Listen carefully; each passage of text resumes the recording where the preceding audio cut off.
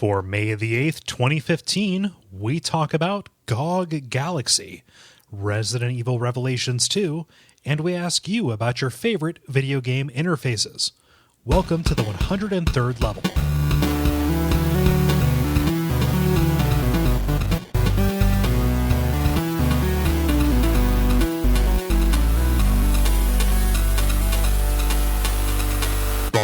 My name is Cole Ross.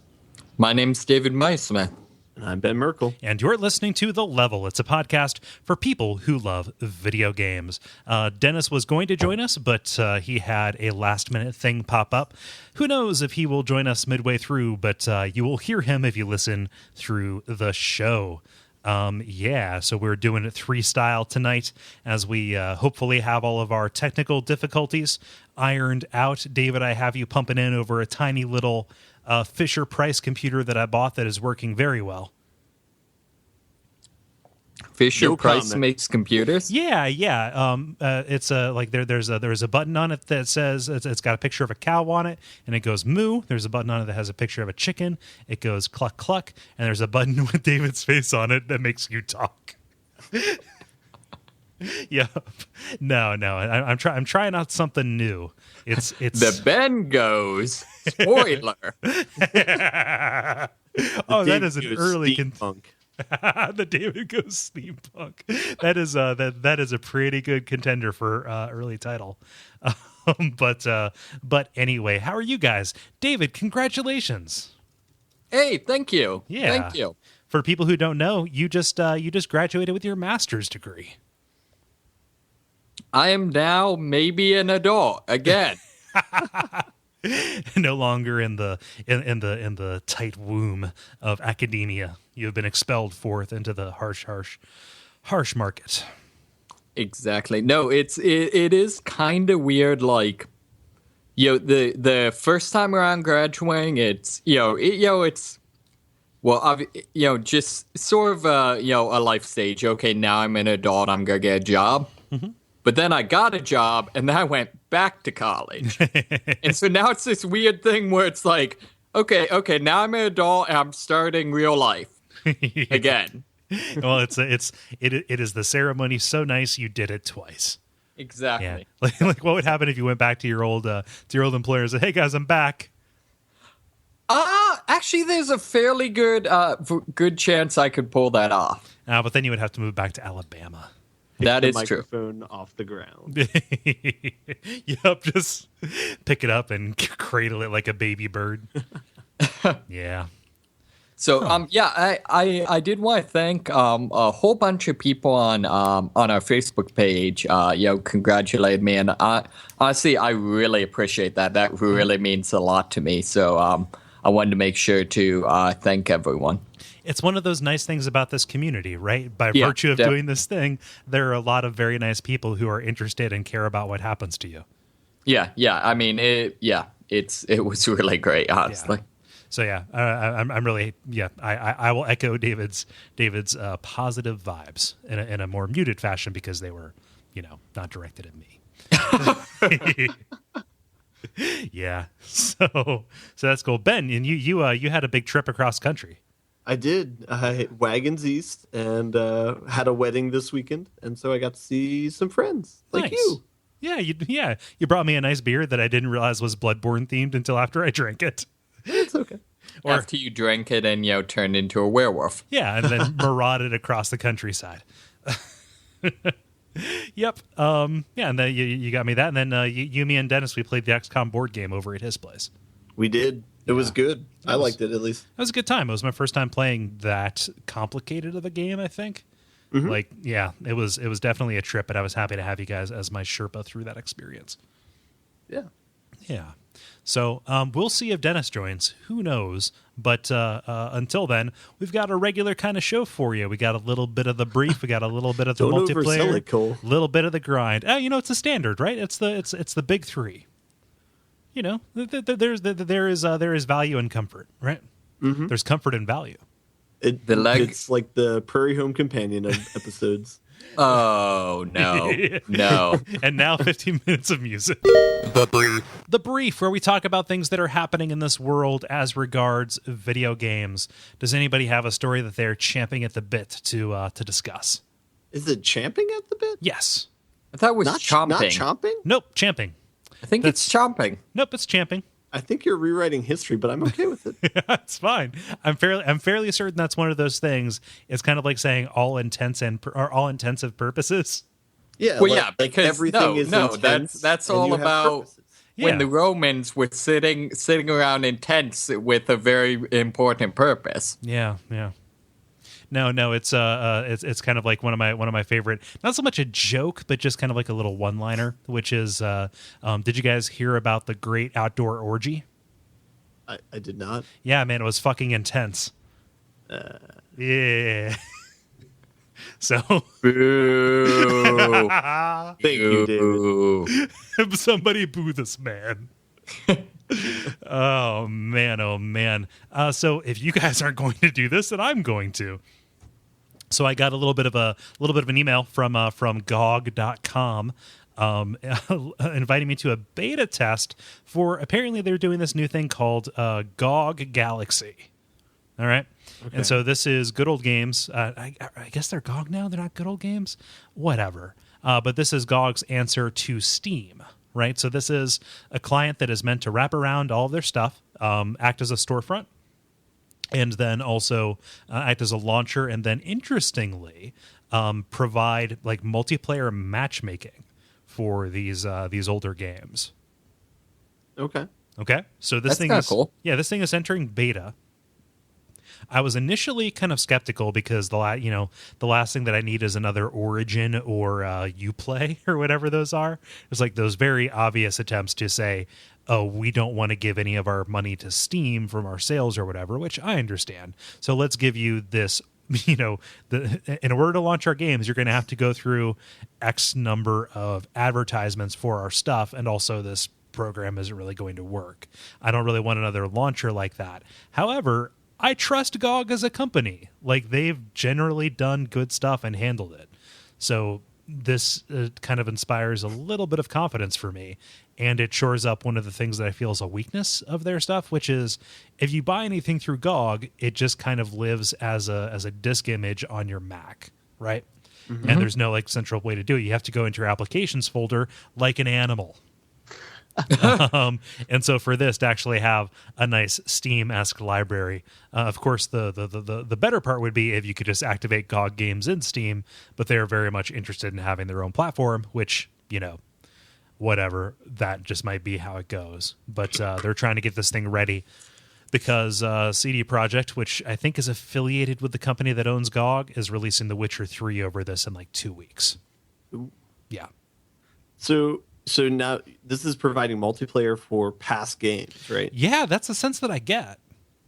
That seems awesome. So this seems awesome because you can play like Halo 1 and Halo 2, I think at least. But this doesn't mean that they're going to add multiplayer to games that didn't have it before, right? Right. What I'm trying to get to is it possible to play multiplayer GoldenEye on this? No. So that would have to be over like that's a Nintendo thing. It would have to be on a Nintendo system, and also I think that the legal rights for that make it so that you would never have a remake of the GoldenEye game on N64. It's strictly any PC stuff that was released over the GOG kind of format. So an example of this would be like, I think it's X-Wing versus TIE Fighter or X-Wing Alliance. Like one of those, like a game that, came out and it had like a server browser inside of it, but otherwise wouldn't work because of something like GameSpy or something like that. Actually being able to, dive into that and, be able to shoot at a TIE Fighter that is being piloted by somebody else sounds kind of cool. Yeah, Yeah, I'm a little surprised. I mean, I don't mean this to be like raining on their parade at all. Like, I think this is awesome. I'm a little surprised no one's done this before, just because, I don't know, I guess it's, a Egg of Columbus thing. It seems so obvious. Well, it's good that Steam is going to have a competitor, for as much as I'm kind of pissing and moaning because, like, oh, why can't this stuff just be in Steam? It's probably good for there to be competition in this space. The only other alternatives to this that we've seen, the ones that I mentioned, Origin or Uplay, those are publisher owned and only good for playing those games from that publisher, right? Wait, that implies they're good for playing those games from that publisher. Well, yeah, they're only good for not being able to play those games from that publisher. Assuming it works, like you go to those places because I want to play some EA games, and it's kind of hubristic for them to say, well, here's marketing so you can find out what's new in the world of EA games, guys. Yeah. Boo. Well, I'm not taking a shit on EA. Like, I think that they're unfairly maligned. EA. Yeah. Yeah, No, I mean, no, to be fair, how else will you know what servers are going to be down in a couple weeks? So I think that this is interesting because like they're talking about using this to position to actually get big new games on here, right? So this actually could, if it's day and date and if they're offering good sales, be a competitor for Steam for like new stuff that is coming out for somebody who doesn't want to. So GOG is going to become Bing? Maybe, I don't know. Like maybe they're going to be more successful than that. I have no idea. Oh no, I meant they were good old games. Now they're big new games. Oh, big! That's pretty good. They've sold newer games for a while. Fair enough. Yeah, that's I don't know. It's pretty cool. Just because there is, there is a lot of content. There are a lot of games from other publishers that are not, this company. It's not just the place where you go to get CD Projekt stuff. It's not like Battle.net or whatever I guess, David, you might know this. Is there some kind of like launcher or Steam-like interface for Blizzard games now? Yes, there is. Although... Yeah, yes, there is. I would say it's a little bit more. You're like like most of the Blizzard games traditionally have had. When you start them up, there's a launcher, and then the launcher actually starts the game. Yeah. It's more like that, except there's one of them for all the games. If that makes sense. Yeah. It's it's not like a Steam interface where there's lots and lots of functionality. Although I believe you can purchase from it. Yeah, which makes sense. Like I know that I can like download Warcraft 3 because I have the CD key from that. Like it's not right. Exactly. Yeah, it's fairly convenient, especially on a Mac where uninstalling is otherwise a black science.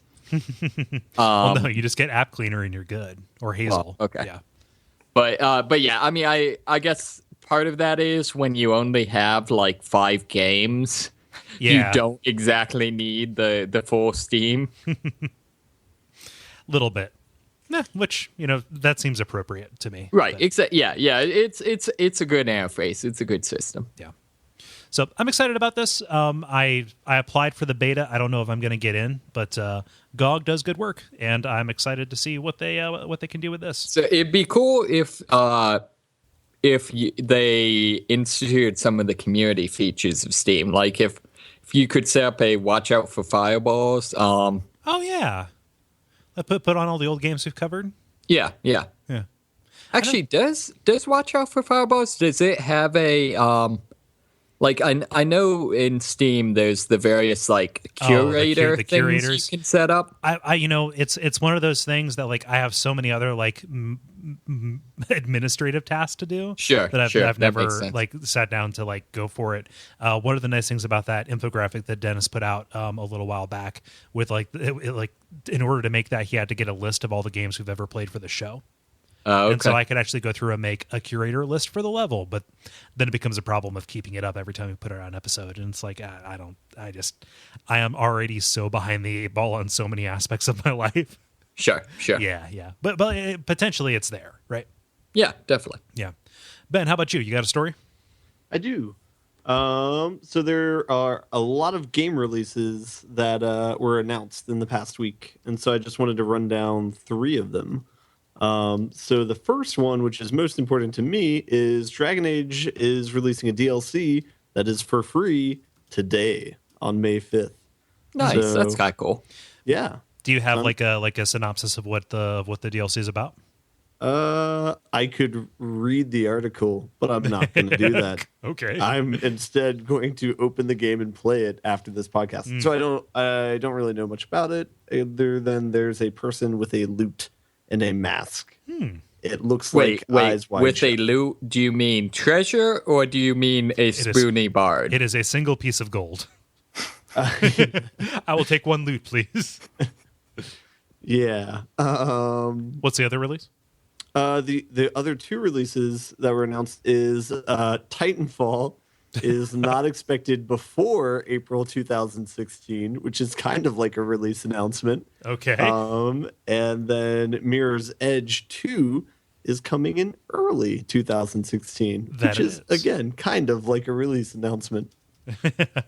Yeah, no, I think that actually is kind of a release announcement. Like, they showed it, oh man, when they revealed the PS4, right? Like, they showed it, like, at least at that same E3. I remember being excited about that. It's kind of cool that they're still doing that. Like, this is being developed by DICE too, right? Mm-hmm. Yeah, so that's good. Like, I kind of get the sense that Mirror's Edge is DICE's baby. And did they make the first one? Yes. Okay. Yeah, Mirror's Edge is DICE's baby, and they have been kind of distracted or have had other obligations from from the Battlefield side of things, and I forget what else that have kind of kept them from going for it. We really wish we could follow our passions, but we're just making too much money. Yeah, that's fucking okay. Cool. Can I just make that my? Like the title of my autobiography? I think that's the title of almost everyone's autobiography. Yeah, that's what I was gonna say. Like, at the very least, a chapter title. Yeah. Yes. Yeah. It's a life stage. Yeah. Yeah, aren't they? Isn't Mirror's Edge 2 going to be, though, like the exact same story of Mirror's Edge 1? Like, is it technically a remake? They're rebooting it, yeah. I think it's still Faith, and they've redesigned the way that Faith looks. Yeah, I don't know. Which I played very little of Mirror's Edge 1. Was, like, the story bad or something? Like, was there a sense that, like, they screwed it up and, like, okay, we're going to do it right this time? Or was that just what they felt like doing? I mean, the story seemed pretty stand-in. Like, it wasn't overly memorable, but yeah. I mean, I think it's definitely the strength of the game is in the aesthetic and feeling like vomiting. So yeah, hating the color green. Well, it's one of those things, right? Like, I feel like it was less that it had a great story. Like, it was serviceable, and more that it just kind of like really succeeded at creating a world, right? Mm-hmm. In fact, you would say the world is a character unto itself. Sorry. These microphones are really good for picking up raspberries. Sorry. We're getting a lot of booze and raspberries and just a general disapproval, which is General Puzzles' much more stern cousin. What are you kids doing down there? Oh, yeah. I'm excited. I'm excited to see what they can do on the new consoles. Yeah. I hope they don't decide to make it more like busy and cluttered. See, I'm excited for when they put it on Oculus and instant vomit. Yeah. Can you imagine play Mirror's Edge 2 on the Oculus while you're on one of those parabolic planes that simulate zero-G? Colloquially referred to as the vomit comet. Yeah, I'm pretty sure I've brought this up before, but have I advocated Google searching zero gravity cat before? It's great. I can second for that one. Well, okay, you're kind of making me you forced me into a corner here. Okay, yeah. So basically, at one point, NASA decided it would be a good idea to go on the vomit comet and do an experiment to see if cats always land on their feet in zero gravity. Oh, God. Spoiler, they just kind of corkscrew in the air until they hit a wall. Well, it's kind of like one of those old science jokes, right? Like in order to, look at him go. That in order to make a hovercraft, all you have to do is put a piece of buttered toast, butter side up, tie it to the back of a cat. Because the butter side will always land face down, and cats always land on their feet. So because the universe can't decide what to do with them, they will just rotate in place. Right. Yeah, I can see that. Yeah. No, this was actually originally related to me when I was at NASA, kind of as this sort of like Zen, life advice that supposedly if you took a cat into space, because it, constantly was trying to fight against its surroundings and land on its feet, it would end up just like corkscrewing in the air indefinitely. Yeah. Whereas if you took a dog into space, because it just relaxes and accepts its situation, it would quickly acclimate and just kind of be doggy paddling, through the ether. Yeah, the dog's all like cool. Yeah, like just it's kind of sad in a way because you see the orange one reaching for the ground, but he can't quite stay there.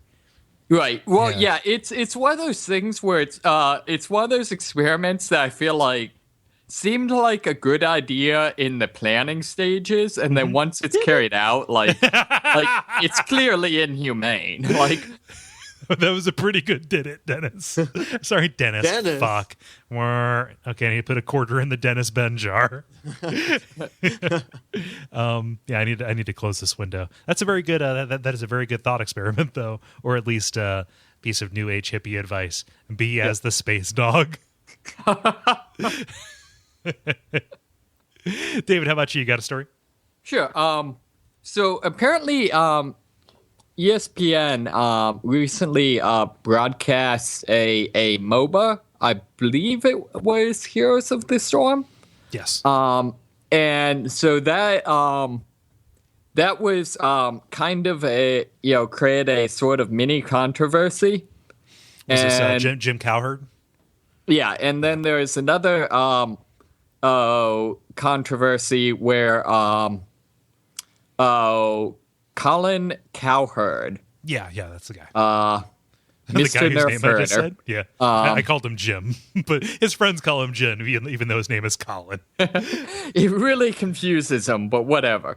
Kev went on a rant on a show that, he would quit before he covered video games, and if you never want to see him on the air again, just write ESPN and ask him to put lots of video games on TV. So, and I guess that created a further kerfluffle. And as far as I can tell, the two kerfluffles kind of combined Voltron style into whatever's the next magnitude up from a kerfluffle. A hullabaloo. A hullabaloo. Yeah, kind of combined into a hullabaloo. Yep. What's one up from that, Cole? A fracas. And there's none higher than fracas before anybody Fracas asks. is the ceiling, yes. Yeah, fracas is the ceiling. Grant, this is in standard measures. It's completely different if you're talking imperial or metric. Yeah. If it's metric, you just have like killer kerfluffles. Yeah, and then there's like kind of like how in England like they measure things in stone. Mm-hmm. So like they like instead of a killer kerfluffle, they call it a roustabout. Right. Yeah. This is fucking stupid. This is a stupid show, you guys. What's roustabout? About 2 killer kerfluffles? Yep. What's roustabout? Roustabout about to punch you in the face. Pow. Yeah. Yeah. So I don't know. This is one of those things that like is simultaneously kind of a relevant story and also kind of a complete non-story. Because it's basically like person does something, guy expresses opinion, people disagree. A little bit. Well, okay, so Cowherd kind of eberted himself, right? Right. He pissed off a group of people, like people who would, I'm going to say it, but I don't mean it like people are going to hear it. He pissed off gamers, and gamers, by and large, at least the ones who would give him shit for saying that, generally feel like they have everything to prove vis-a-vis the legitimacy, the legitimacy of how they choose to spend their time. Right? Sure. Yeah, I mean, and I think it's probably reasonable to say that is something that is a issue or a kind of a topic in gaming right now. Yeah, it's kind of the legitimacy of gaming. Maybe kind of, but like you have to like I saw this and I was like, huh, that's kind of silly because who knows if he's right or not that this is that this is dumb. Like you don't see, I don't. Granted, I don't watch that much ESPN. Okay, Right. but when you watch at least ESPN Prime, which is where they send you all of the sports in 2 days. Sure. when you watch ESPN Prime, you don't see like chess. You don't see Right. darts, like You do see poker. well, okay. Well, you do see poker, but I think it's one of those things. Like most of the time on ESPN, like the regular old ESPN, you're going to see like this big money. Let's have these athletic dudes like running around, right? Michael So Bay for of sports. yeah, and so for a guy who came up and sports is football, and I would say like in general. Like at least in terms of what gets on television in America and what generates a lot of money, sports is football. Not even Sure. baseball is football, right? And so I can see where that comes from. And even though it may be like narrow-minded and possibly hyperbolic of him to say "put a bullet in my head" if I ever start talking about video games, Sure. I think that I don't know, like it's probably it's probably not the hill to die on to say that esports should be on ESPN right now. Yeah, Right. He should just say cut his head off with a chainsaw.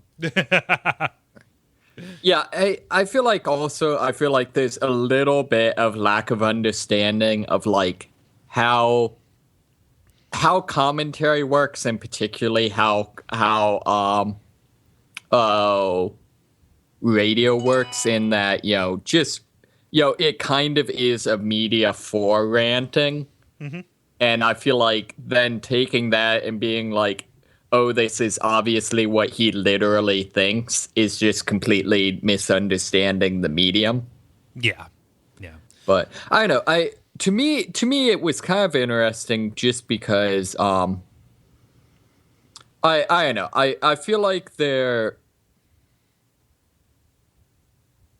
I know. I feel like he does have a point in that. I feel like sports are important, and I feel like I don't know. I feel like anything I would say about this would have to get into like some long aside about like what are sports and stuff like that. Yeah. You know what I mean? Yeah, and there's a discussion to be had about like okay, is there a market, like are people interested in watching, like is video game competition visually interesting enough to a wide to a wide enough amount of people who don't already kind of speak the visual language around Sure. that. Like the stuff that you see on television is generally things people have grown up with and understand. Right. And so like there's just a whole bunch of new stuff, and maybe like once the language of MOBAs get put together and have been around, it possibly be marketable. But also like when that comes around, or if they decide to put that on, like unless this shows up in some kind of recap show in Sports Center, like and in the League of Legends, zone. Heading over here, this lady with big boobs attacked a guy in some armor. Isn't that sweet? And now on to the weather, right? Like they're probably not, like Jim Cowherd probably wouldn't be tasked with covering that because there's still so much football to cover, right? It's one of those things where it's not a zero-sum game where in order for video games to gain legitimacy or whatever, all this other stuff has to go away. It's just going to pop up in a different place. And this guy who is, who speaks the language of football or other sports like that wouldn't be asked to do to be a part of that. Like you Sure. would find somebody else. Like there are any number of, commentators who, genuinely like make a living on that circuit, knowing their shit, Sure. right? And explaining what's going on. So it's a little bit of a moot point. Yeah, I guess maybe for me, what it comes down to is I feel like to a certain degree, I feel like sports is in a lot of ways comparable to art in as much as, in the same way that, art is important to, someone being a, well-rounded, complete human being. It's part of what it means to be human. Yeah. I feel like sports is the same way. Yeah. And I feel like from that perspective, I don't think esports are really sports, in as much as I don't think they really can fill in for that kind of physical challenge, physical mastery aspect of being a well-rounded, complete person, if that makes sense. And so I think some of the pushback is kind of a recognition that esports really aren't a stand-in for sports. And, in the same way that realistically, like pool or darts or bowling aren't really a stand-in for what. Maybe they're sports on paper, but they aren't what sports means. Yeah. Oh, well, I mean, so I think that, the difference between a game and a sport, and here we are having this conversation anyway, is, you can play a pickup game of, touch football or whatever. Like, the difference between a game and sport is, money and spectacle and personality and kind of the big show. Right, like in order for something to be a capital S sport, it kind of has to be in there.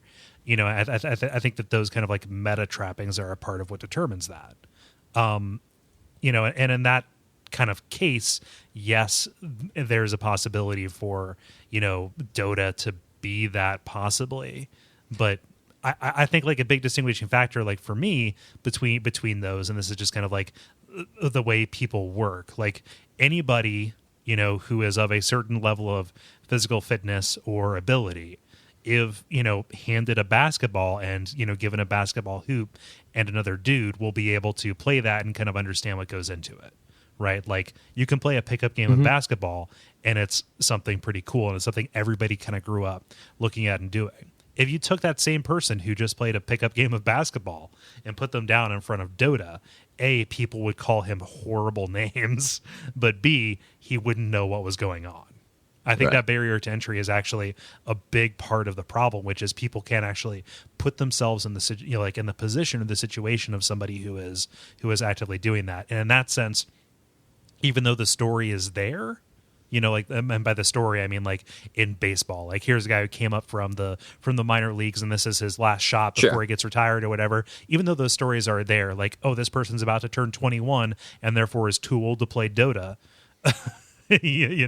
or the international stuff. It's there, but it's really hard to care about. See, but to play devil's advocate, I don't think the story is there, because I think the story of sports is innately physical adversity and physical challenge, and I think it strictly has to be physical to be why sports matters to people. Yeah. And again, I don't think that means that esports is invalid as is lesser than sports or is invalid. I just don't think I don't think they're the same thing. I don't think it can stand in for football or basketball or soccer. Yeah, I agree. Yeah, but Ben, you kind of we've not let you speak in this. Do you have any thoughts on it? I do. While you guys were speaking, I was looking up the next Evo convention just out of curiosity, because one of the points I was going to bring up is I do not see a big difference between competitive video games and competitive sports, as far as it being a same tiered structure of putting in X amount of hours per week to get good at something, and the people who have mastered it spend weeks and weeks and weeks practicing the skill over and over again. So that what I'm thinking of personally is when I went to Evo last year, and for those of you who don't know what it is, it's the video game fighting tournament where they'll play Marvel versus Capcom and Street Fighter and Smash Brothers, and they'll have a tournament about it over a weekend. It's like a convention. They have other video game stuff. But I got to see the Smash Brothers tournament that they were playing, and I interpret the people who play that as athletes in terms of video games. I don't see a huge difference between a physical athlete and what they do. I feel like it's the same thing, except they're exercising, kind of hand-eye coordination and muscle reflexes instead of something like sprinting or, Yeah. kind of hand-eye coordination in a different arena. But the ideas are there, like mastery and dedication, excellence, right? Yeah, Like it's always going to be there. It's always going to be fun to watch people who are good at stuff. Exactly. I think that there's something, even if you don't care about football, like I don't care about football, but I will still like look at a highlight or whatever and say, I understand what I'm seeing. Yeah, so I think the only real difference between the two right now is popularity and accessibility. So See, I think also, like video games. I don't know. I feel like there is a distinct difference that like when a distinct difference between me doing martial arts and me playing Street Fighter is one hurts when I mess up. Yeah. And one of them, when I go to a competition, I have to overcome fear of being, injured. Yeah. And I feel like that's, I think esports is equal to sports in terms of level of like mastery and skill and like demonstrating, human ability to,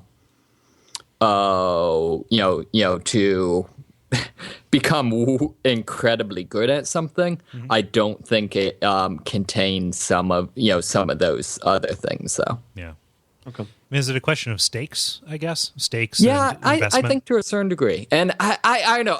Part of it I'm dancing out because it's like it's incredibly like cliche, and also because I think a lot of professional athletes, aka like every other week, some NFL player like beating his wife shows that this doesn't exactly play this way.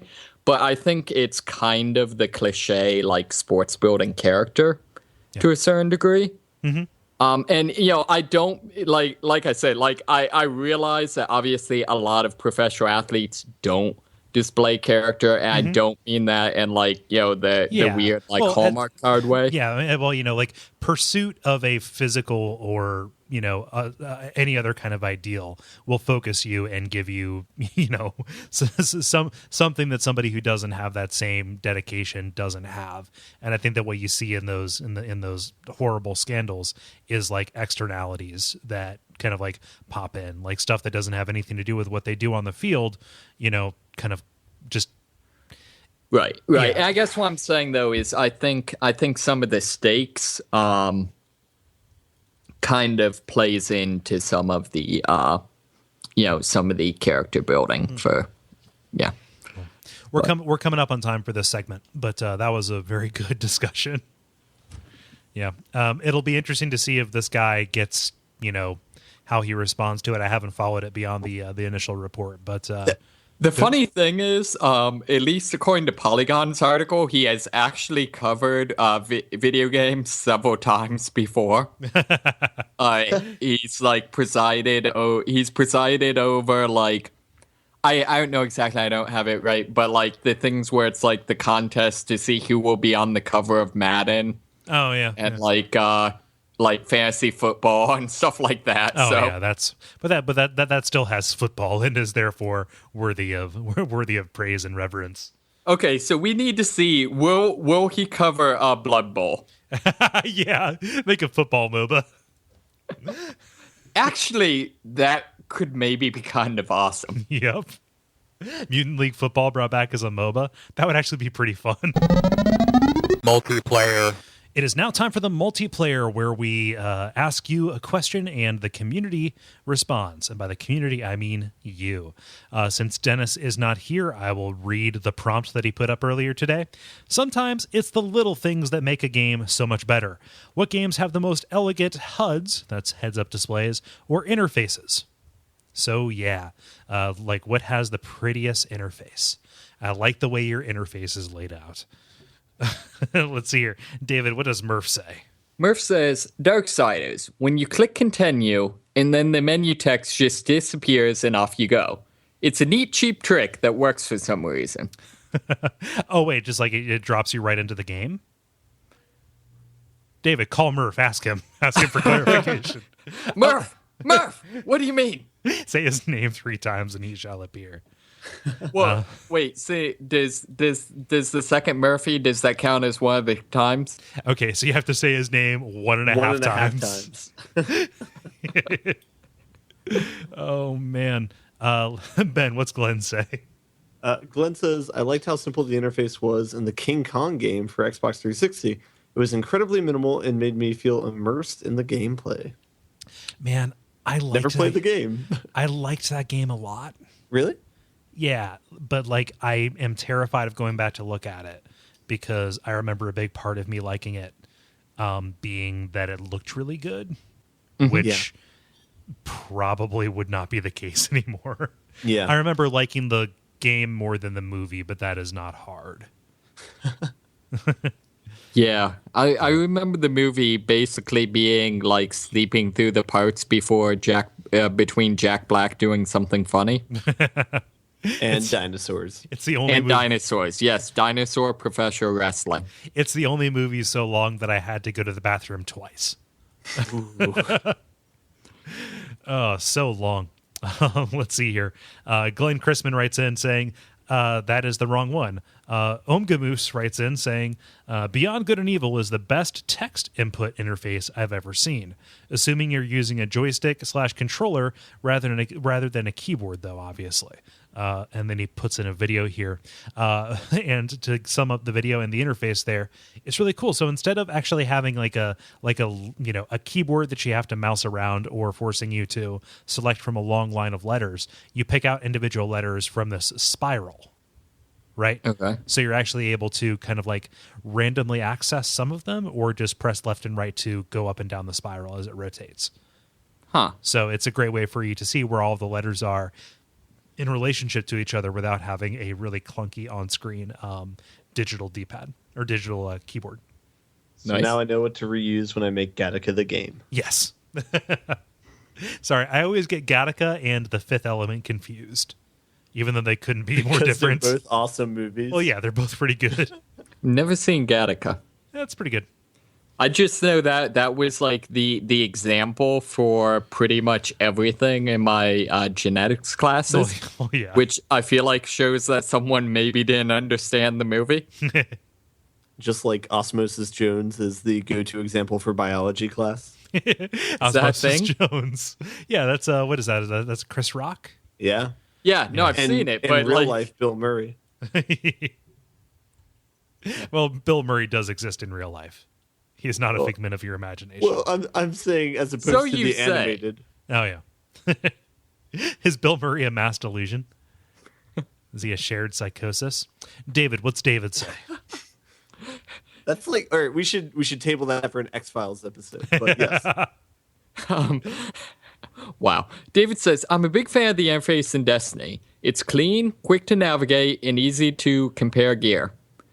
Yeah, it really is. I agree. I feel like it's one that isn't as obvious as being a core interface, but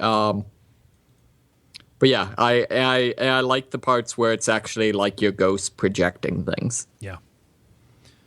Yeah, I mean, that's something they obviously put a lot of time into. Like, I've seen, like, not deconstructions, but, like, close studies of the Destiny interface. Yeah, it looks really cool. Didn't some of the later Halo games, like, really double down on, like, having all of the interface actually be, like, the heads-up display of your helmet? Yeah, I think so. I've never played a Halo game past 4 or past 3, so... Yeah, I think that's where I got off the boat, too. Yeah. I played Reach. Yeah. Let's see here. Ben, what does Carlo say? Carlo says, Dead Space is the first game that made me pay attention to the UI. I can't say I think about it all that much, though, except maybe that Dragon Warrior for NES was the worst, in my opinion. Yeah.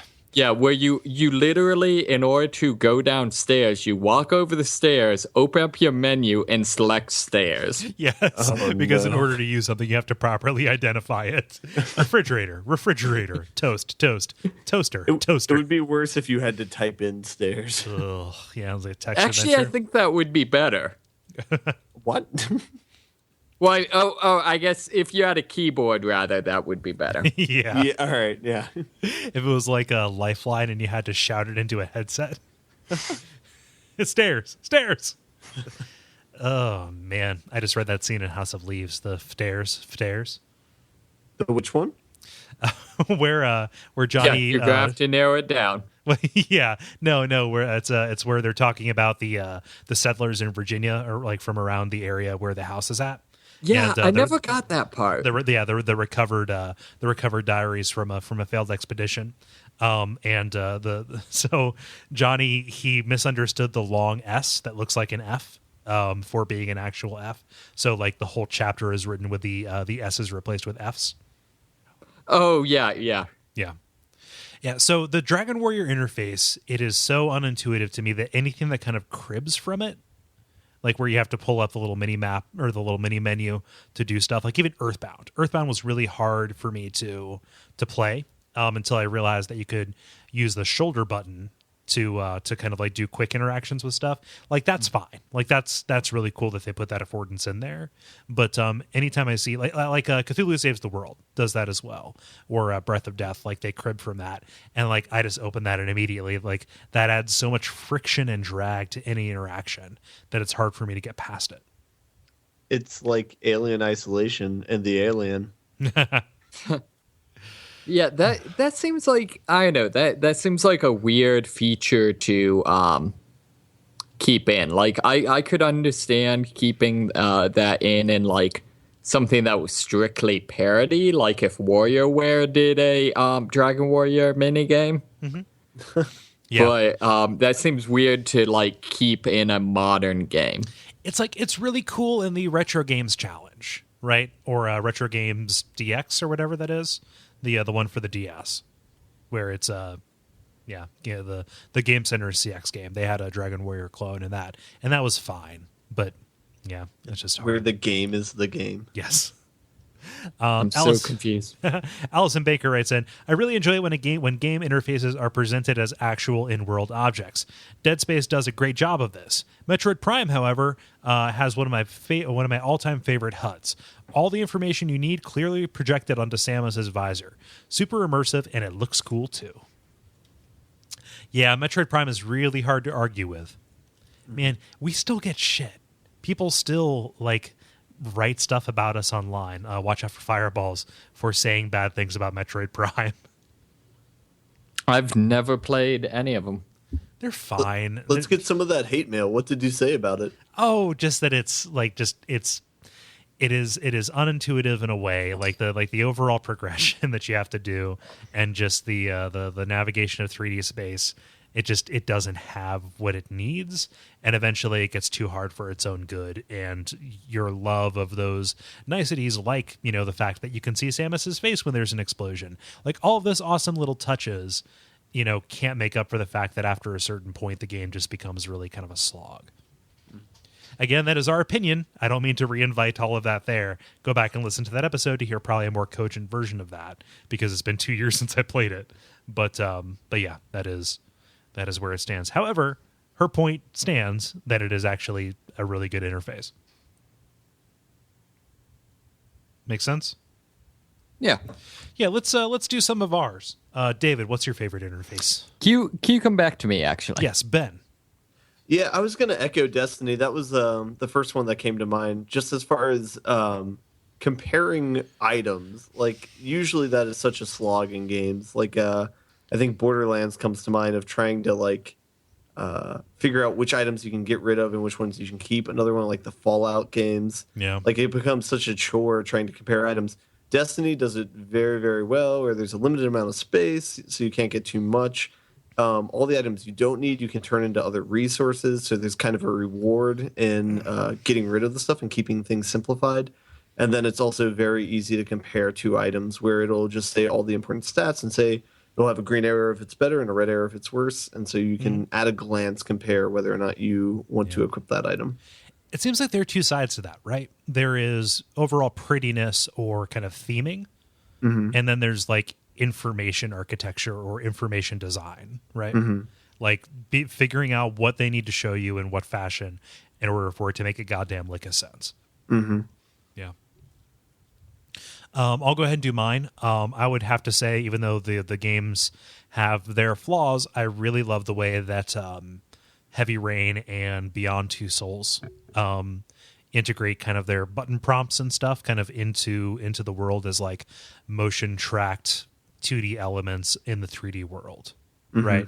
The fact that, this is the old example, but if somebody is attacking you with a knife and you need to mash the triangle button, the triangle icon is going to be over the knife because that is where your eye is going to be looking. There's no there's no Dead Space like diegetic reason for that to be there. Like nobody has a like a visor or anything, but it is incredibly kind of conscientious and kind of mindful of where it's directing your eye, and it's putting it right there in front of you. By the way, I would like to comment on the Dead Space photo. I like that the mission is find a route to the upper level, and there's a button to show you the route. Yep. That's so goofy. Like I like that. Like it is a very kind consideration, especially when you're in a when you're terrified. Well, when you are in a 3D environment where everything kind of looks the same. The fact that you can press that button and it shows you the route, and like Dead Space 2, the fact that it'll show you the route to, you can select like send me to a workbench or send me to a health regain station. Yeah, I think that is incredibly kind, but it's still goofy on its surface. Yeah. David, you ready yet? I know this is going to kill me because I had one I wanted to talk about, and it's completely slipped my mind, and I know it's going to come back to me and like keep me up at night. So for now, I'm just gonna have to say, just in terms of like, I know this is an entirely trivial one, but I enjoyed Max Payne simply for the weird film noir messages for ask if you want to exit the game or not. Can you give some examples? So I'm trying to think. It would It doesn't have to match it exactly. You can. Yeah. It would be things like, yo, the city was a cold, dark mistress. And then your options would either be like, but it was too late. I had to keep going, or but I just couldn't continue on. Which to me, just I don't know, for anything like I love that a lot. For anything that relates to vital functions of the game, such as start it or stop it. I kind of that's pretty funny though, like to like take it in and of itself. But I remember looking at that and being, okay, which one will give me the desktop, please? The desktop, it remained elusive. That was one of them, actually. No, I mean, yeah, there is a whole series that says, the truth remains elusive or whatever. Yeah. Let's see here. Let's kind of like rapid fire shotgun through these. David, what does Danny say? Danny says, I really like the interfaces in Rage, despite all my friends absolutely hating the game. It might just be that I'm an id fanboy, though. My all-time favorite interface has to be the one in the Katamari series. I'm not sure what it is about it, but the different components all just click together so well for me when it comes to that series, to the point that I use it as a benchmark for how helpful HUD is. Yeah. Man, I'm so excited we're playing that for WoF. Katamari, I mean. Yeah. Ben, what's Evan say? Evan says the interfaces in the Endless Legend /space/dungeon games are beautiful. They aren't very customizable, but they look slick and do a great job of telling you everything you need to know at a glance without having to dig through a million sub-menus. I haven't played those, but I would really like to. Apparently, they're all like in the same universe. They're made by the same company, and they have relatively they're takes on different genres, but with kind of a similar ethic, I think. But apparently, they share continuity, which is great. All right, I want to give a quick post shout out. I think Journey has a really good menu, and Portal 2 has a really good menu as well, of keeping it dynamic to where you were at in the game. Yes. Yeah, I really like all of the Steam menu things where it's like the semi-animate world thing. Mm-hmm. Yeah, just like the ambient, like the moving photograph almost. Right. Yeah, those are cool. Like they definitely do a good job of getting you in the mood. Yeah, I think just a weird shout out for apparently those are actually levels. Oh, they like made them so they could put a camera in them? That I think so. Simply because I know in I want to say it's in Killing Floor. You can actually play their splash screens. Yeah. So like their splash screen is just strictly like black background with like this sort of like red shifted like close up of the various monsters, it kind of cycles through them. And so the level is just this big square room with one wall with like the monsters projected on it. Yeah. So apparently actually levels. Huh. Neat. Let's see here. I'm going to do this while I'm turning a Dos Equis upside down to get the lime juice spread throughout it. So let's hope that this Happy doesn't Cinco explode. de Mayo. Happy, yeah. We're recording this on Cinco de Mayo. Yes, Dos Equis Amber. Let's see here. Geolaw writes in saying, I'm a huge proponent of the beginning of the Stanley Parable demo where you're presented with a field of white with the words Stanley Parable demo written on it. You think you're looking at a loading screen, but eventually you touch the mouse and realize that you're already in the game and your character is staring at a wall. I love it when games play with the interface as being a part of the environment like that. I completely am not like trying to hate on something someone likes, but I despise the Stanley Parable so much. And we've talked about that. That is a wonderful though example of something that would piss me the hell off. just because of the whole like. I completely understand why he thinks that's cool. I think that's legitimate. To me, I would read this as the game was wasting my time. Well, okay, so what's funny is, like, I'm the kind of person who, during a loading screen, will make, like, progressively tighter or wider circles with a mouse. Sure. So like, it, like, for me, I would, yeah, I don't know. Ben, it sounded like you're trying to cut in through Skype stuff. I said spoiler alert, but that's about it. Oh, okay. It's literally the beginning of the demo. The demo, Ben. So yeah, so for a similar thing, how do you like the loading screens from the Devil May Cry series? Because I feel like those are set up for that. I don't remember. I've only ever played the first one. Just there's a little like text in the block text in the corner that says loading. If you press the fire button, you shoot bullet holes in the text. If you like press the attack button, you just chop up the text. Oh, nice. So it's basically designed for people who like compulsively like do that sort of thing while waiting for it to load. Yeah. Oh my gosh, this is great. While we're on loading screens, Bayonetta. Okay, yeah. Yeah, like Bayonetta, instead of having just like a straight up loading screen, what it does is you have Bayonetta, your main character there, just kind of like in a field, like in a blank void, right? Kind of like the loading screens from Assassin's Creed, the loading screams. Silent Hill says loading screams.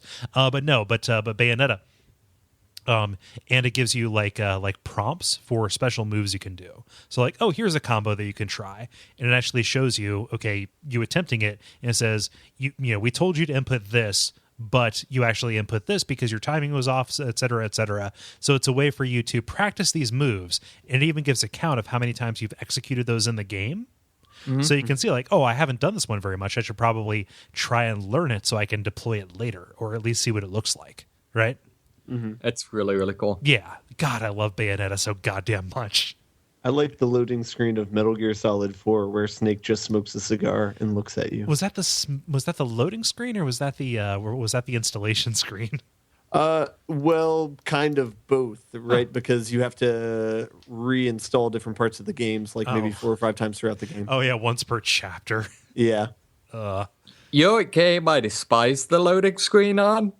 Bloodborne. Sorry. Yeah, well, they changed it. I heard they changed it from like 40 seconds loading screen to like 35 seconds loading screen. Yeah, it's still like inexcusably long. However, it no longer just says Bloodborne in white text on a black screen. It actually, like Dark Souls, it will show you the item descriptions. Oh, okay, that's kind of cool. Yeah, which is neat. Let's see here. We just did Evan. Let me find this. Ben, what does David, what does Phil say?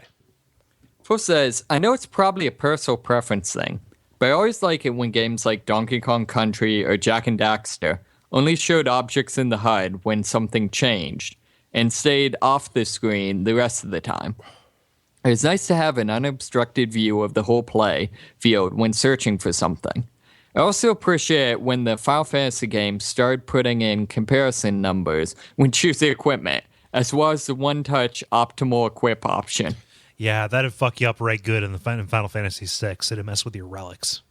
Yeah. Yeah.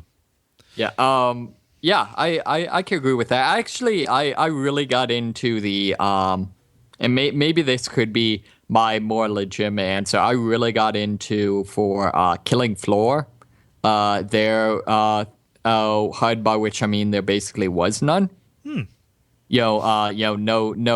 particularly no crosshairs. Yeah. And like no very little ambient lighting. Well, it was trying to get you to do iron sights, right? Right. Well, I don't know. I felt like it was a really interesting like balance because it was trying to get you to do iron sights, but on the other hand, over time you would get to the point to which you knew where the middle of your screen is and could just fire. Yeah. And it seemed like it was set up with also that in mind. Mm-hmm. And I really liked, I don't know if this is interface, but the fact that like most weapons didn't have lights on them. So like having to fight enemies where you can only see them from the muzzle flash of people's guns is pretty badass. Yeah. Well, the fact that it's a horror multiplayer shooter game, the fact that they leaned into that is admirable. Yeah. And the second one just came out on early access. Oh, nice. Cool. Ben, what's Christopher say? Christopher says, the games have a huge learning curve, including the interface, but I always liked them in the Europa Universalis. Europa Universalis. Thank you. That 5 times fast. Everything I need is pretty much just a click away, including things I didn't even know I needed. Also, the interfaces inside various planes in Microsoft Flight Simulator are both neat to look at and goddamn alien to me. Yeah, like Europa Universalis or like Crusader Kings, any of those Paradox games, I so want to like play them. I so want to be able to understand what's happening, but even like the beginner's guides that I've seen, it is so alienating and off-putting that I can't get through it. And even though when you're at a level of literacy and, kind of like competency with them, to where you can actually like scan the screens and see, relevant information, the hump to get there is so high. So I'll say this. If there are any people out there who really like Paradox games and a good way into them, let me know. What are Paradox games? Paradox's developer. So they did Europa Universalis or like Crusader Kings, some other stuff, but those are the only two that I can think of off of the top of my head, and I don't want to go to Wikipedia. Okay, I was thinking this was the genre of games. Yeah. Nope. Yeah. All right. I mean, kind of like they have a house style and they make a very similar kind of game, like, or at least, a series of similar kind of games, except with different settings and kind of twists to them. Right. Mm-hmm. Yeah. Aren't they? But they would be like 4X games, right? Kinda. Yeah. What does Josh say? Josh says Armored Core. Oh, you said elegant. Yeah, From doesn't really do interface that well. Even in their best games, it is a little bit touch and go. Oh well, guys. Everybody who responded, thank you so much for participating. There's some good stuff in here. I like me a good interface, and I've learned about some interfaces I didn't know about. If you would also like to participate in these, you can go to facebook.com/thelevelpodcast and watch for those questions to pop up on Tuesday afternoons. Dennis is so kind as to update them, and yeah, we're so happy to have you. I'm sorry, I know I keep doing this. Can I throw out one other really cool one? Yes, you can. Gravity Rush, just with the fact that your character's hair and scarf always maintained real gravity regardless of what you did, was a really cool element. That's a good marker. The grind. Now it is time for the grind, where we talk about the games we've been playing over the past week. Yeah. I haven't been playing much, you guys, so I'm going to defer to one of you. David, what you been playing over the past week? Sure. Just a little more. Bloodborne. I got to what's his name? Wolferchu, the electric type Wolferman. Wolfamon. Wolferman. Yeah, that's the part of this game, right? You wake up from a medical operation, and some guy hands you a Wolferdex and tells you that you have to slaughter all 150 wolves. Yeah, you got you. That was the point of Pokemon, right? Genocide. Exactly. All those Zubats. Yeah. So you're fighting Parl, the Dark Beast. Yeah. Yeah. Well, by which I mean, like, I went and got to the end of it and was like, got killed by him and was like, screw this, and then went back to I'm gonna fight the witch. Yeah. That's probably. Are you gonna My burn game the witch? plan is to use fire because apparently Monty Python has taught me that's how you deal with witches. And Queens of the Stone Age. Yep. That's I was about to say that's a good song. I don't know that I like that song that much. You don't like that song? It's all right. Like it's, I don't know. It's not my speed. There are better songs on that album. Fair enough. Yeah. But yeah, so it's interesting. So I'm curious to hear what you think of Dark Beast Parl, because I don't want to get too deep for anybody who does not care about this, but like as somebody who hasn't played, far enough into the first Dark Souls to know what it's like to fight Sif, or hasn't played Dark Souls 2 long enough to like fight to fight the Rel Rat Vanguard or whatever it is, whichever one is the big four-legged monster that you have to fight. Like that fight is very much a callback to those. Okay. And so like why have you bounced off of it? Like what have you seen as getting you in trouble? Oh, I mean, mainly just I think I was significantly under-leveled because I'm like level like 28, something like that. Okay. So like I haven't leveled up since fighting what's his name, Papa G. Yeah. Have you gone into Old Yarnum yet? Yes. I guess that's the other thing I accomplished is I offed the guy on the tower. Oh wow. Well, by which I mean he kind of fell off. He glitched off of it. Well, Yeah. not exactly glitched off. Like, I know. Supposedly, according to the wiki, the E-Dark Sherpa, there's a way to make friends with him. Yes. And I should have met all the requirements to do that. However, he insisted on still attempting to shoot punch me in the face. Yeah. As he did. John Wick style. Yeah. Yeah, he and then like we had a brief fight and he kind of like I think like back dodged off the edge or something. Pathy in this game is not always real good. Yeah. But on the plus side, I got the cannon badge or whatever, which allows me to control higher level Wolfermons. Yeah. It lets you get them in trades, and they will listen to you. They will respect you because of your cannon badge, because Right, you pushed exactly. that man off of a tower.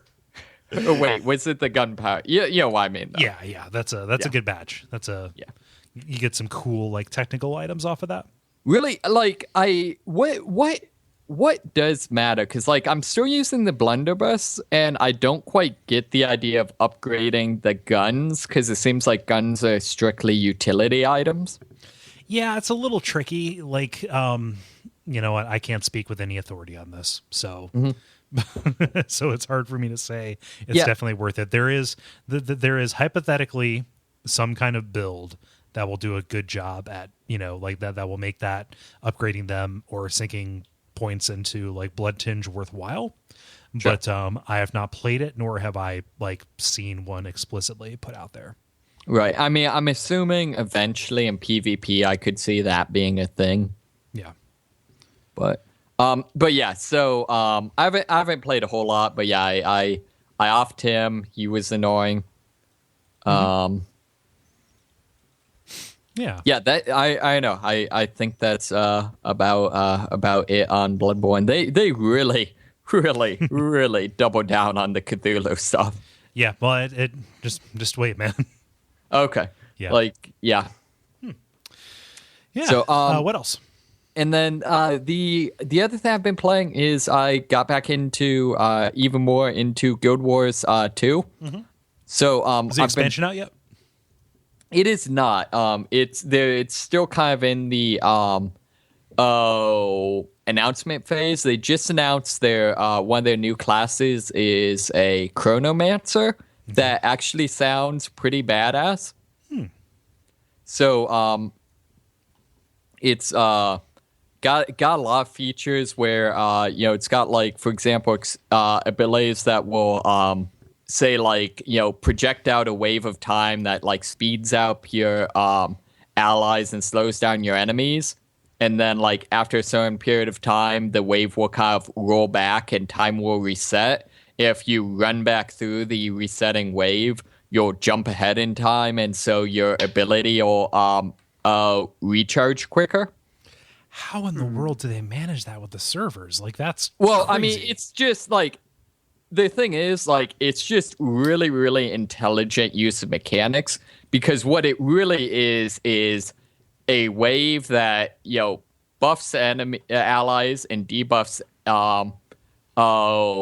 enemies, and then after a while creates another wave that if you run through it, it increases your recharge. Okay. It's just really intelligent use of basic abilities to do the to do the thing. But then, like, for example, you get another ability that can just reset you back to a previous point in time, kind of a la Sands of Time. What? So it's the things where basically it will teleport you back to where you were when you first used the ability and reset all your HP and MP and recharges. Which, like, one of the effect being that you can, like, for example, run through your time waves twice. Okay, so this is kind of a weird instance. I don't know if it's the way you're describing it. Sure. But this is an instance of the theming of this class's abilities, like the way that they're described or the way that they're presented, actually really, really being counterintuitive to the point where I don't know that I even understand what they're doing.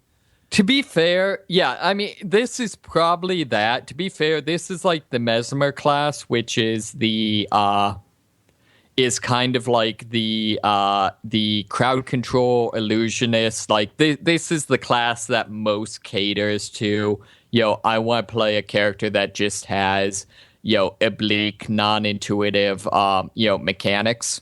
Mm-hmm. So, like, that is kind of this class's stick. Okay. So, for it sounds cool. Yeah, it does look very cool. Kind of what I've been playing is I've been messing around with the Char, which are kind of the giant irate cats with horns. Okay. It's one of the races. It's really kind of neat because they were like the main villain of the Guild Wars 1. And they sort of, it's sort of a thing where basically they were kind of do the Vortigern thing in Half-Life 2, where, they were actually being controlled by another force and, kind of throw off the shackles and, become one of the good guys. Okay. But they're a really interesting, interesting culture because they're, one, they are industrialized, whereas none of the other races really are. And then also, their culture is basically based on, like, a stylized Roman culture. Okay. So it's, kind of endemic warfare. Everyone is born into the military, and, the entire culture is total war. So it's kind of a fun culture to mess around with. Yeah. That's cool. Yeah.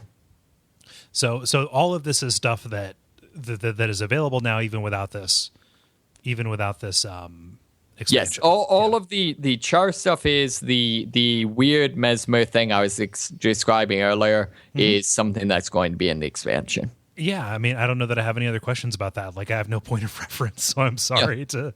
Yeah, no. I mean, basically, the core of it is, Guild Wars. Just, I feel like something. I don't know. Probably people know, but I feel like it's sometimes missed. Is just they did an incredible job of just creating a very interesting. And considering that it's like high fantasy, which is kind of the most vanilla video game setting ever, like actually fairly unique and innovative setting. Mm-hmm. And I know I think they deserve a lot of credit for that. There's a lot of thought that went into designing everything. Yeah. Cool. Well, you have to let us know how the expansion goes. Yeah, definitely. Yeah. Ben, how about you? What you been playing? Played nothing. I played the XCOM board game with you. We could talk about that if you want. Yeah, you should. Yeah, so I'm sorry you couldn't be there, David.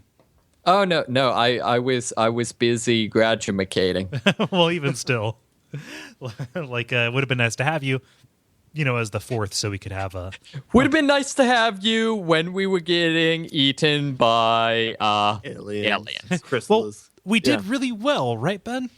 We did. We ended up winning the game, which was the first time that I did that out of 2 times. Yeah, so I guess, if you believe Dennis, which, that guy, we had a lot of lucky rolls at the beginning. I kind of barely felt like I was treading water. As in you had it under control, or you were barely treading water in that you were almost drowning? Almost drowning. Yeah, I suppose.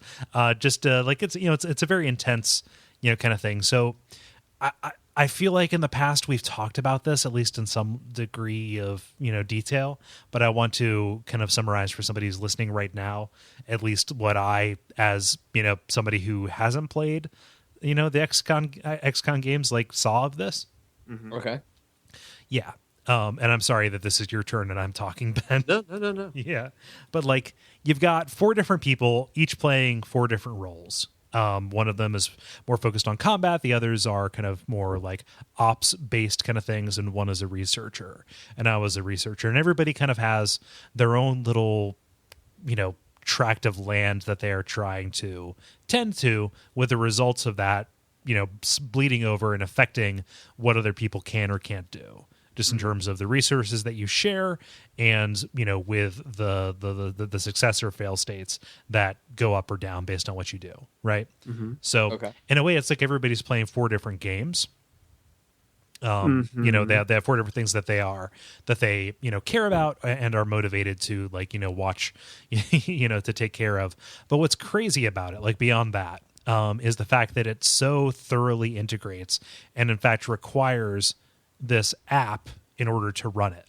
And this is like a chess timer that over the course of the timed section of the game, which there are 2 phases in this. There's a timed section where you are making very quick decisions about what you're going to do in your round and how you're going to set things up to be resolved in the resolution phase. So you're making good. The time phase is also called the oh shit phase. Is that official?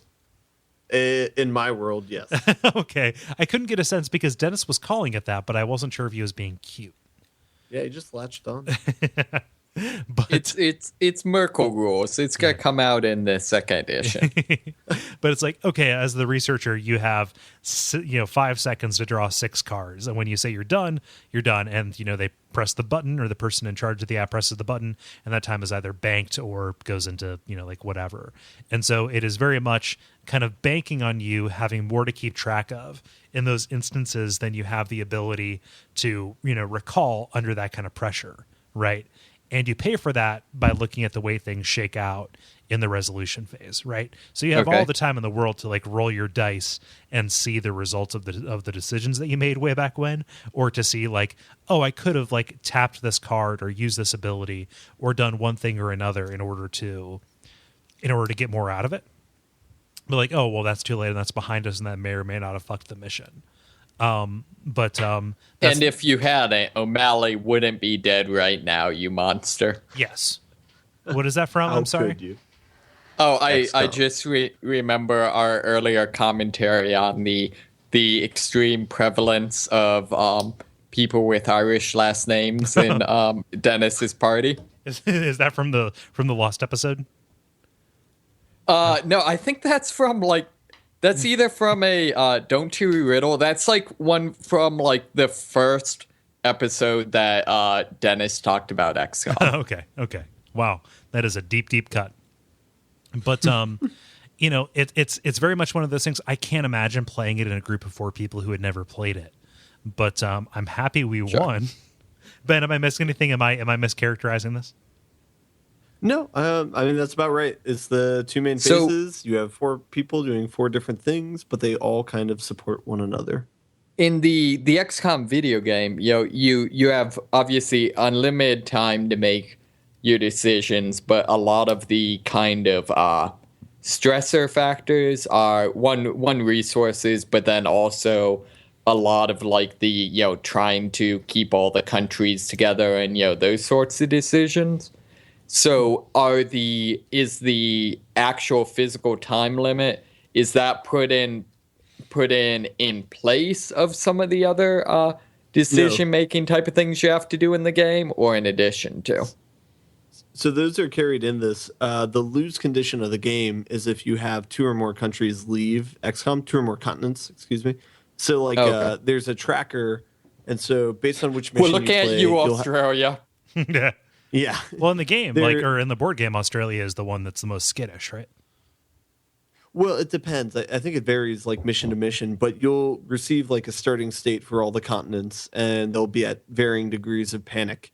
And there's a yellow zone, a red zone, and they're giving up on XCOM zone.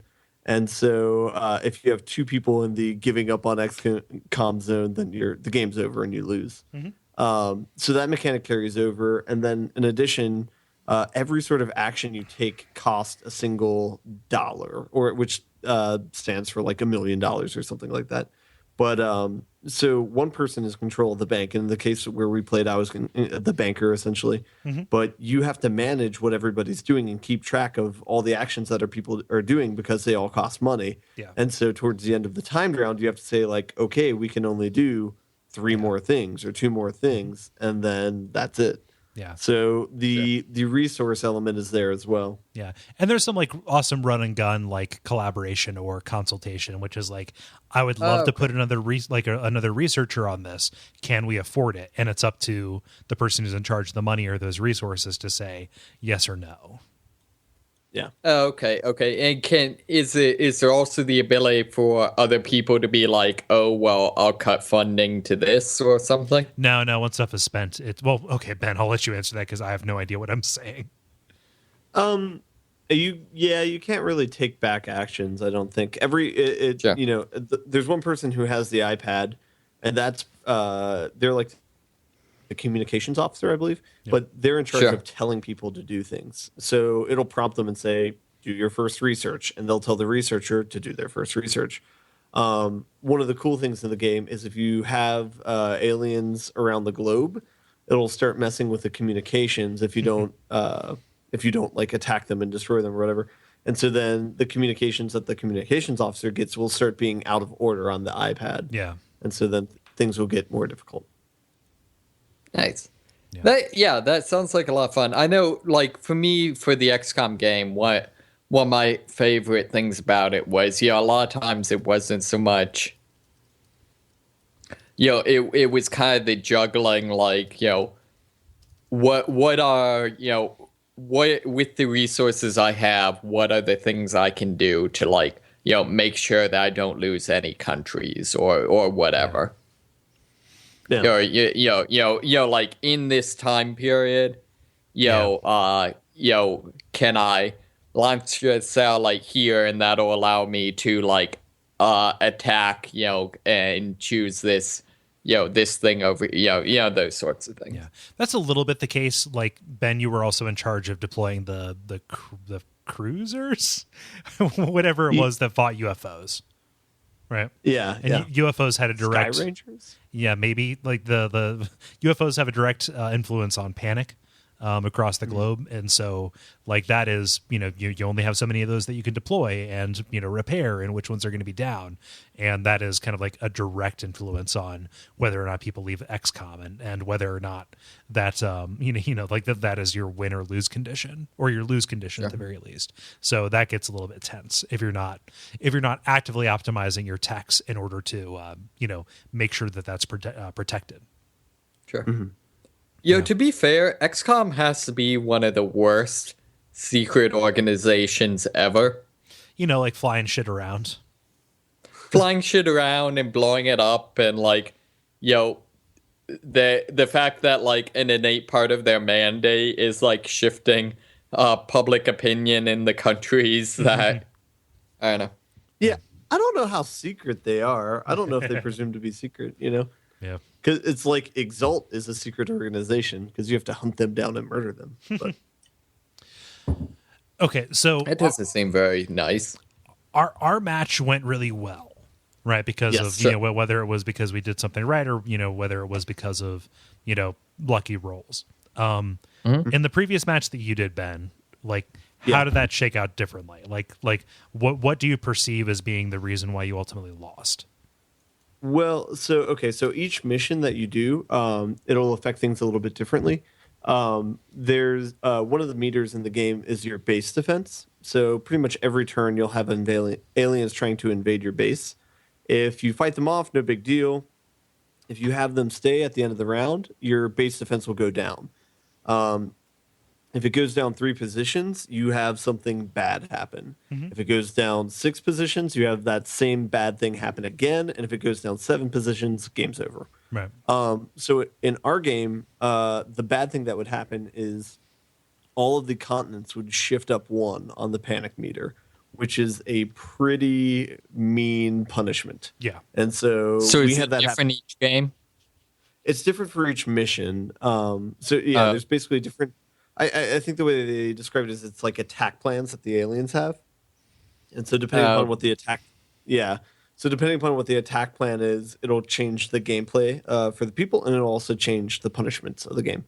So that was definitely a harder factor for us.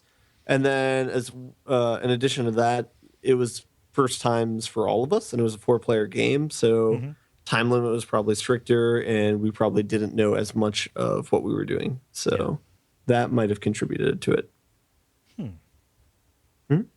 Yeah. Okay, I could see that, especially if it was your guys' first time. Did you do tutorial, or was it? We did, and that's one of the nicest things. Most board games are pretty difficult to get into if nobody's played it before. This game has a tutorial built into the iPad app where it'll literally tell someone what they need to do and wait for them to do it. And it'll do this for all 4 people. And then it'll do kind of like a pseudo-timed round where it'll give you a lot of time, but it'll say, okay, do this now.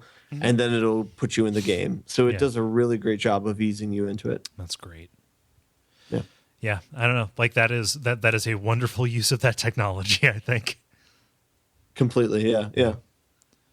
Awesome. So just in case you thought we couldn't talk about XCOM more, now we have this. Are you guys ready for me to talk about another dead horse? Sure. Resident Evil. Which one? Revelations 2. All right. I was trying to think of what would be the deadest horse of the options that we have. Oh, 6, most definitely. You think? Yeah. Yep. No doubt about it. By which you mean the greatest Resident Evil game ever made? What? You're making me hurt. 4 is objectively better. No. 4 does not have a one quarter of 4 is not a zombie buddy cop film. Yeah, you got that right. Also, I'm pretty sure you don't beat any of the bosses via fisticuffs. By wrestling moves. By putting your dukes up. Yeah. So I'm going to talk about Revelations 2. I picked up the first episode on a sale here recently. I only managed to play a small portion of it, but I want to give my first impressions, which are that you can tell this is a little bit of a lower budget kind of affair, that they're trying out something that is not the full on like cinematic bloat of a Resident Evil 6. Sure. But it kind of works. And if you can look past the kind of jankety ass animation in some places, it gives me what I would want out of that style of Resident Evil game. The over the shoulder, kind of fighting and shooting kind of thing. So I'll hit the gameplay stuff first, just because that I think is the simpler thing to talk about. And I want to save some of the funny stuff for a little bit later.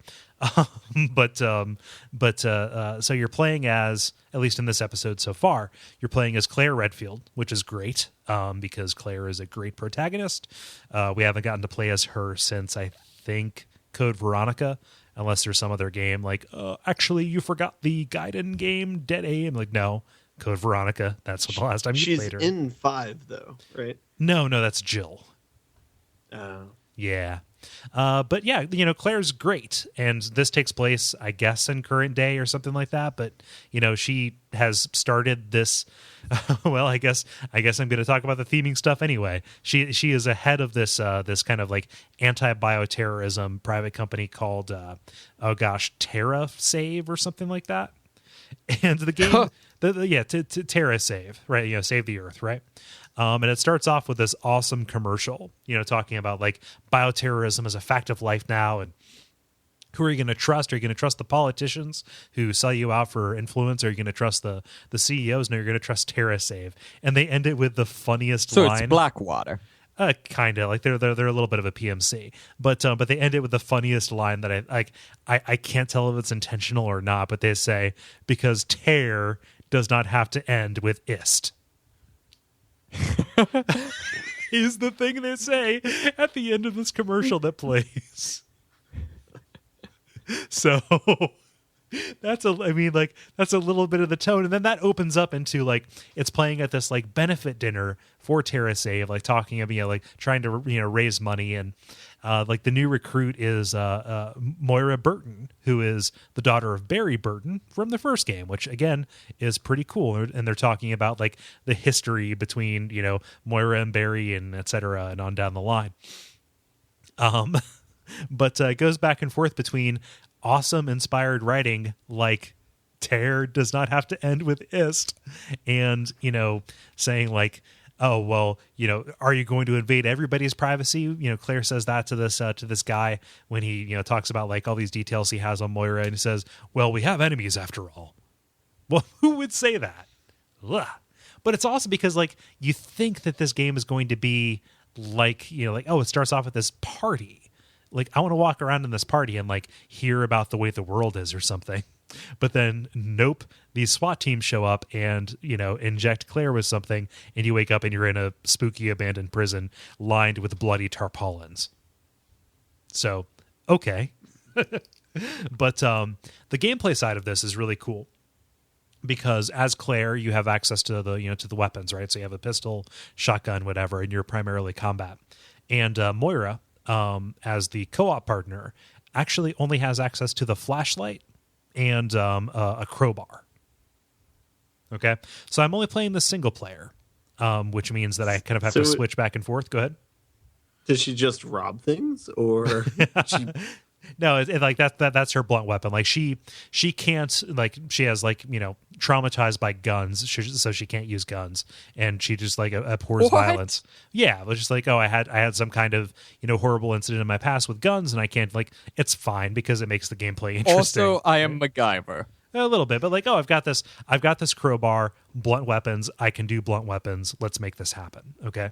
Yeah, because that's definitely not more brutal and horrifying than shooting something. Yeah, it's probably best not to tear this one apart too much for that. But like Fair enough. But like what it does is, I can imagine if you were playing this, with co-op, which I'm not doing, but with the AI it still works.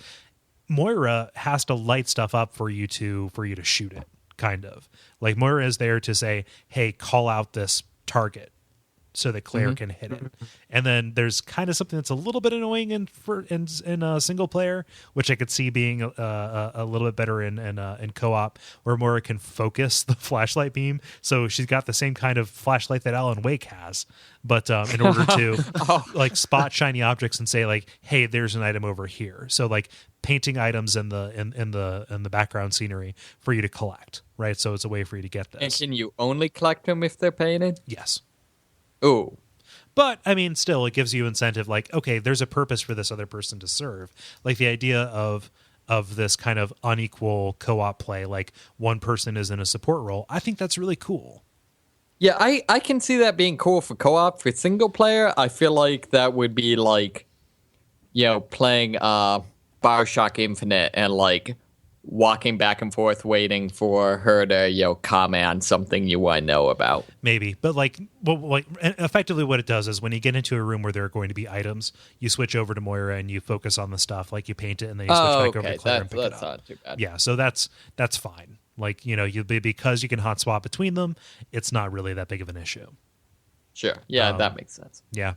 The enemies are a little bit too aggressive for me. Like, they make a big deal about coming right at you, and because you're in these corridors, it makes it a little bit of a problem. There's been a lot of verbal ink spilled over like the difference between the old Resident Evils and the new ones, and I really think that something that I liked about the old ones where you had the fixed cameras or the cinematic presentation, any of the ones that were not directly behind you as you were walking around. What I miss about those is kind of a sense of place and orientation.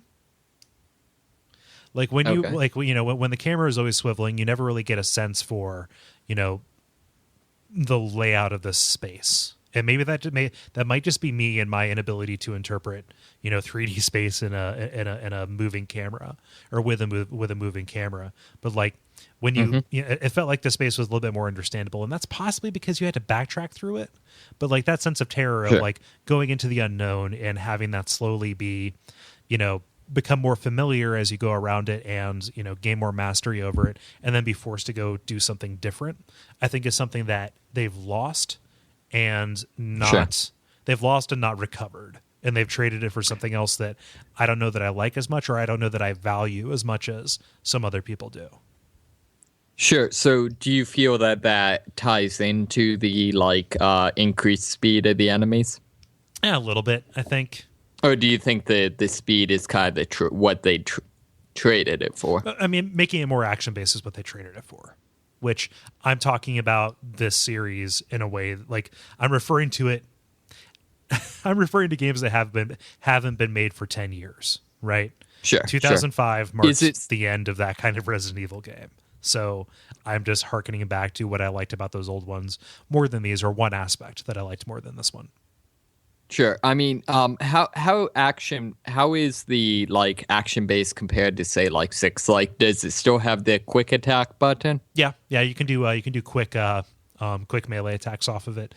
It's a little bit. Oh, I meant can you do the quick attacks with your gun where you just automatically shoot people? No. Oh, okay. Yeah, so it's a little bit closer to 4, or closer to Revelations, in that way. Sure. Yeah. So I would need to play more of it to see how that kind of plays out, but I like the idea of this being episodic and having more variety built into it. I love that it's 2 female protagonists, and they're interesting. Like Claire is grown up and she's running this company, and she's not the college student that she was in 2 and in Code Veronica. It's great to see that they have aged her in a far more satisfying way than they did for Chris, where Chris has only gotten beefier, beefier and more insecure.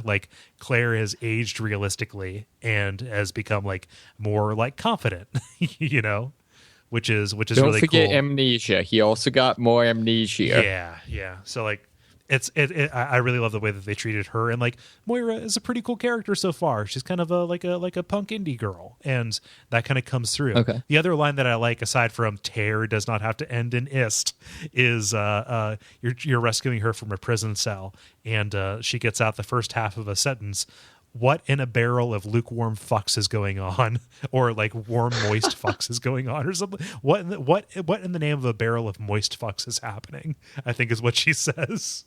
It's like, oh, that's actually like a really cool thing that I wouldn't have expected them to put in that game. So nice. This is probably a mistranslation. Yeah, I kind of like that they're staying with.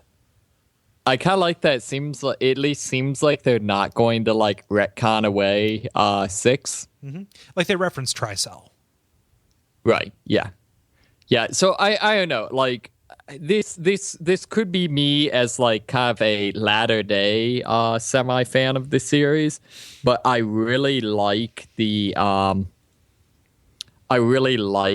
kind of the angle of like zombies and, bioweapons are out in the open, and kind of this is the new, war on terror type of thing. Like I really kind of like that angle for this series. So I'm kind of pleased that it seems like they're doubling down on it with, the terror save and stuff like that. Yeah, I really don't. Like I long for the days when it was new and novel, or at least it felt like it was relegated to a certain spot. Like even, by the time you get to Code Veronica, you are dealing, you're playing as people who have seen this before. Chris Redfield, Claire Redfield, like sure. They'd been through this before, but you're so remote and isolated.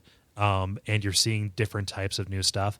I think by making it something that is like a global political, or just kind of like, oh, this is the way life is now, you lose that sense of the unfamiliar sure, as it goes along, and I think that takes away a good amount of the engagement of actually sure. it sounds stupid, but even having the main character go, what the fuck, like when you are thinking what the fuck is sure. Kind of important.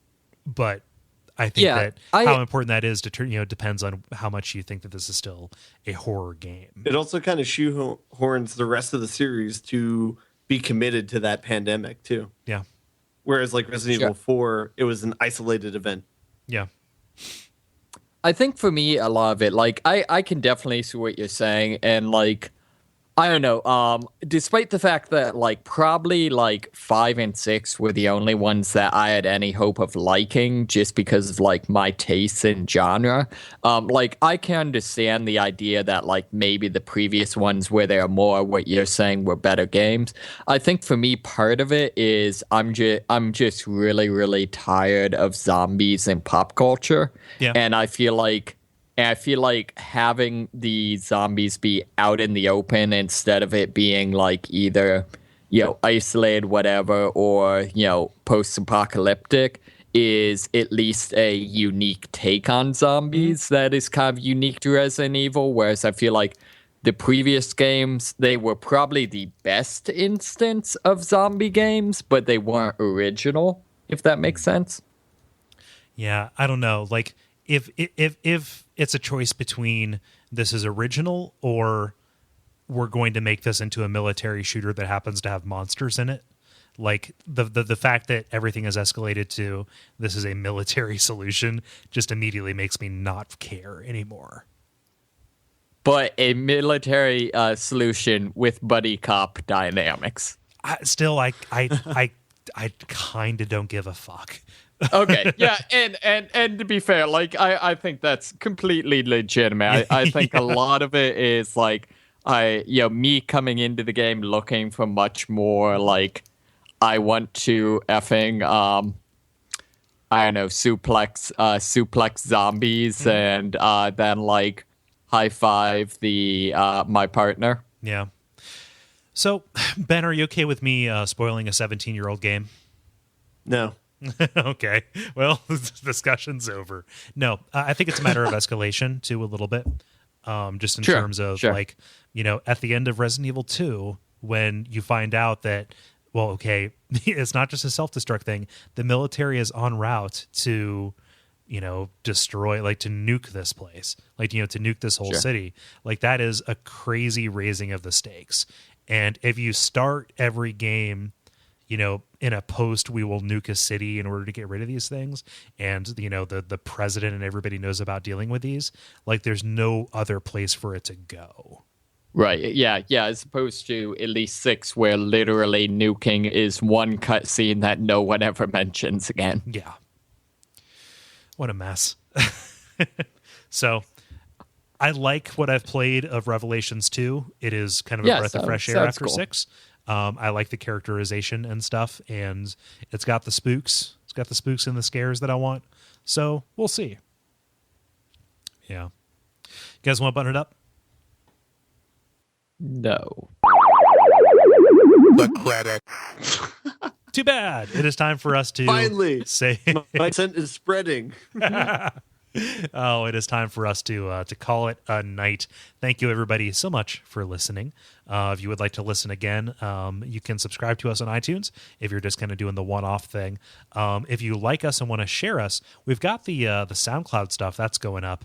And it's going to be more prevalent in the future. But if you go to soundcloud.com/the level podcast, you can share that little player, and it's a super cool thing.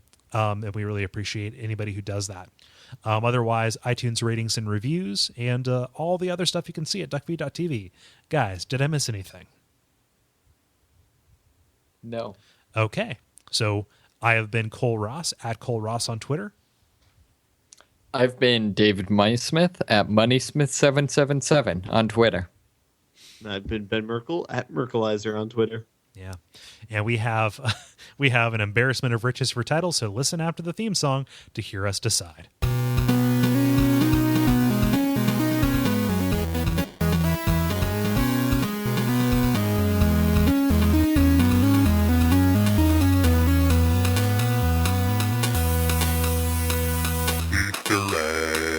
Okay, see guys. How much more creative we are when Dennis isn't here? I know, right? See how much more creative we are when we don't have technical issues making me pissed off?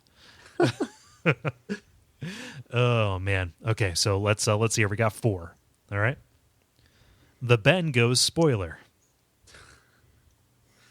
We got the David goes steampunk as well. I don't have that one. I think the Ben goes spoiler is funnier. GOG is Bing. General disapproval. Fracas is the ceiling. Yep, Fracas is the ceiling. It is.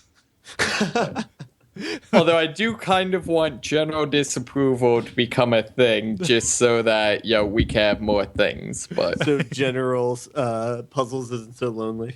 Yep. He needs a rival. I don't want I don't want to get people's hopes up with general disapproval as the title.